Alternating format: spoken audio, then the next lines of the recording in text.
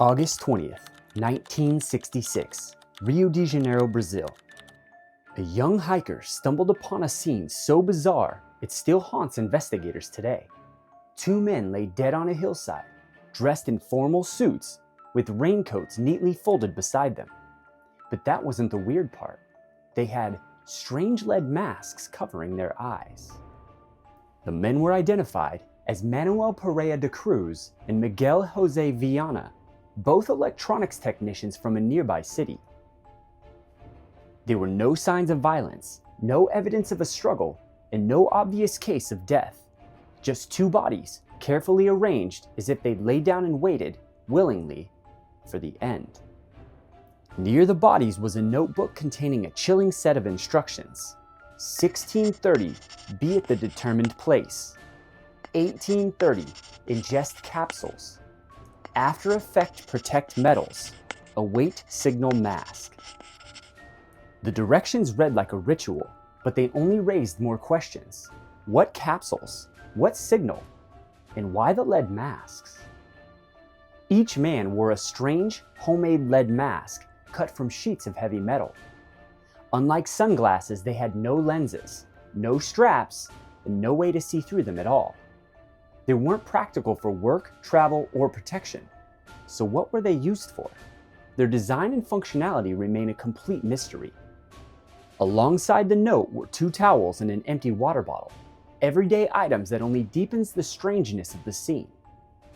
Police determined the men had traveled to Rio de Janeiro on August 17th, reportedly telling friends they were going to buy electronics supplies.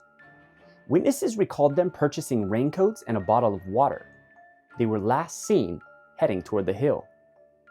The autopsy revealed nothing conclusive. By the time medical examiners were able to test the bodies, decomposition from the Brazilian heat had erased key evidence. Toxicology was impossible, so investigators could never determine whether the men ingested drugs, poison, or something else entirely. As the years rolled on, theories piled up. Some believed the men expected to witness a blinding flash, perhaps from a UFO, or maybe from a spiritual vision. Others thought the masks were meant to shield them from radiation during a mysterious experiment.